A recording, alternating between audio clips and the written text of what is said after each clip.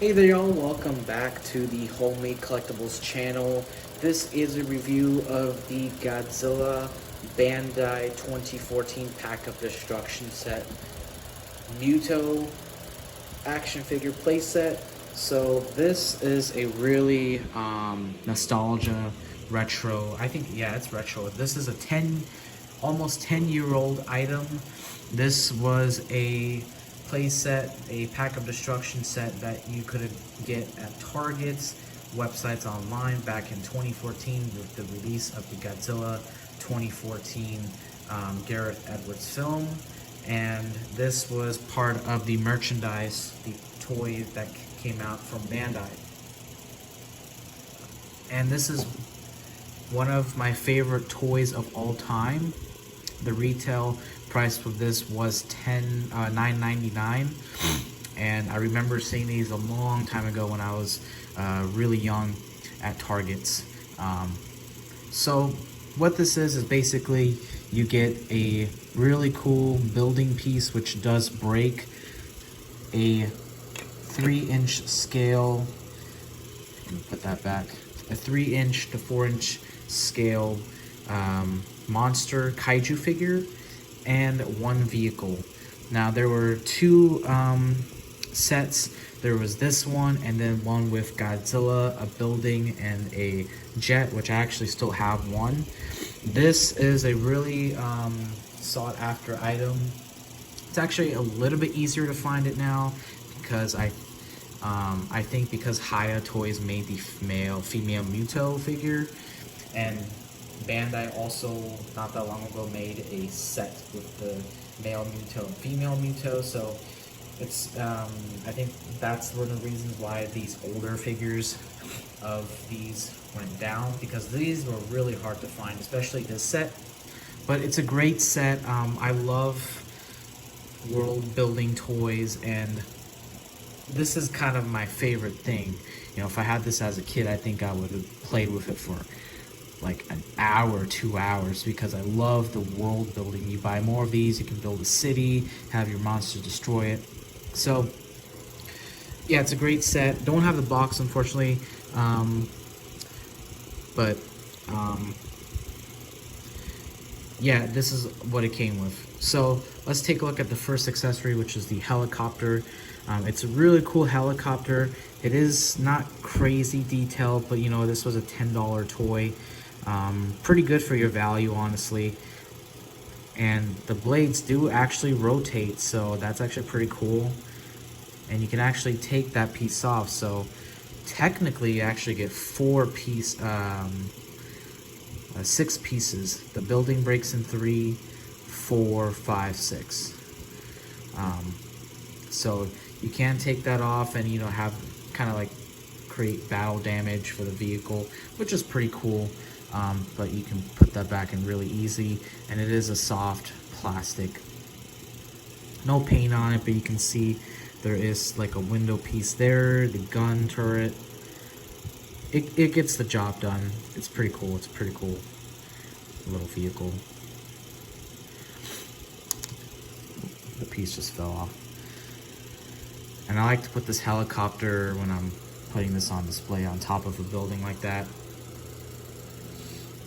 The building itself is really cool. I like, this is one of my favorite building pieces that came out of this toy line. There was the Pack of Destruction Godzilla, which came with a building that's a little bit more narrow, but it's taller than this. You can, you know, Google images of that. And this male Muto set with this came with this building. And then there was also the Destruction City playset, which came with 2 buildings and a Golden Gate Bridge for the final battle in the film. So there was actually a release of this in white, red, and green. I have the blue version. They're basically just, for some reason, Bandai later on gave us blue buildings, red buildings. The original ones were gray.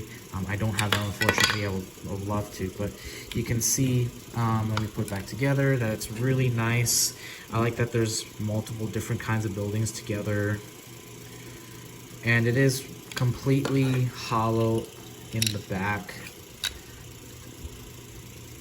love it if there was actually like a other side to it, so you can, you know, you can display it like this, but you can only display it facing forward because there's absolutely hollowness. But it does break in 3 pieces. That's the first piece right there, the middle piece right here, and then the final piece is this tip right here. So easy, really great. Put it back together, have your monsters fly in, smash it.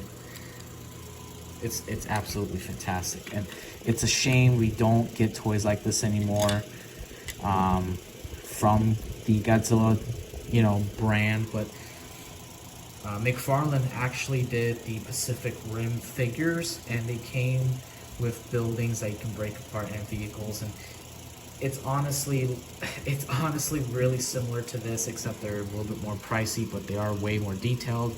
And actually, I actually want to get one day just to see how it is, because it does give me nostalgia with this. So here's the main thing you're buying the set for, which is the, you know, the monsters. So here is the male Muto, and these are one of my favorite movie monsters of all time. So I was really disappointed to see how expensive they were back in the day, when I was back in like 2019, when I wanted to get get some of these toys, and they were so goddamn expensive, and this one was really hard to find. But it's a great figure. It's not crazy detailed, but you know, this came out before the film came out, so you can see the head is really cool, and it was just so interesting to like not know much about these creatures. Like, who is Godzilla gonna fight? You know, this was way before MonsterVerse was even a thing. This was like when the trailers for this movie came out. It was so fascinating to find out what these creatures were going to be like, in the plot and the story. And I think the execution, the CGI, the design was top notch. Gareth Edwards was a masterpiece in making that film and make these creatures believable. So it's really cool to have toys of these amazing monsters. So you can see the head is really cool, and you know, it's just such an interesting creature.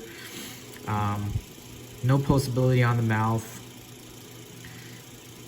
but it's really cool. And you can see there's actually some details on the chest and the bottom here. I think the female Muto, the body is a little bit more bloated because, you know, it had those eggs with them. And you can also see those smaller arms right there, which they are molded into the legs, so you can't really like move them, you know, unless you want to break it, which I absolutely don't want to do. And you can see the arms there, these are posable. They go forward and back, this far up, this far back.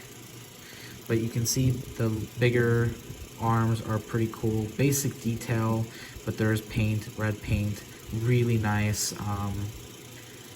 It's such a basic, you know, it's not accurate, but it's, you know, it came out before the film, so they were probably like going with concept art or something. But the feet are really cool. It's got that horse-like end to it.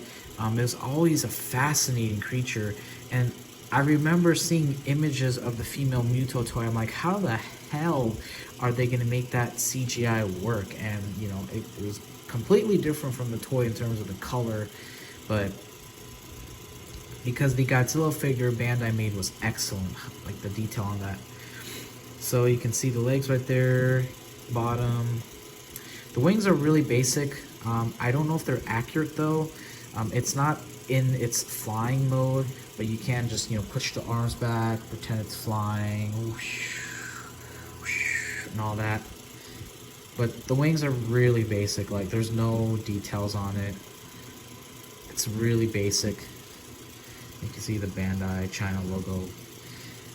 What's actually really cool though is you can actually take the wings off without breaking it, and that's a separate piece right there. So technically you get there's 7 pieces of this set. And here's the male Muto without that wing piece, and it's just always fascinating. You know, maybe this is like a pre-juvenile female Muto or something like that. Maybe this is a brand new species of Muto, because these are parasites. But once you take the wings off, you can actually pose these arms way better. And this is actually something I did because I actually had two of these, is you can actually take both, you know, I actually had two of these, right? Two of these male Muto figures. Unfortunately, I don't have another one anymore, but you can actually take these arm pieces off and put one on the top. And then if you take another one from another arm piece from another male Muto Bandai figure, you can actually stick it in there. And you can kind of see what I'm going with this, right?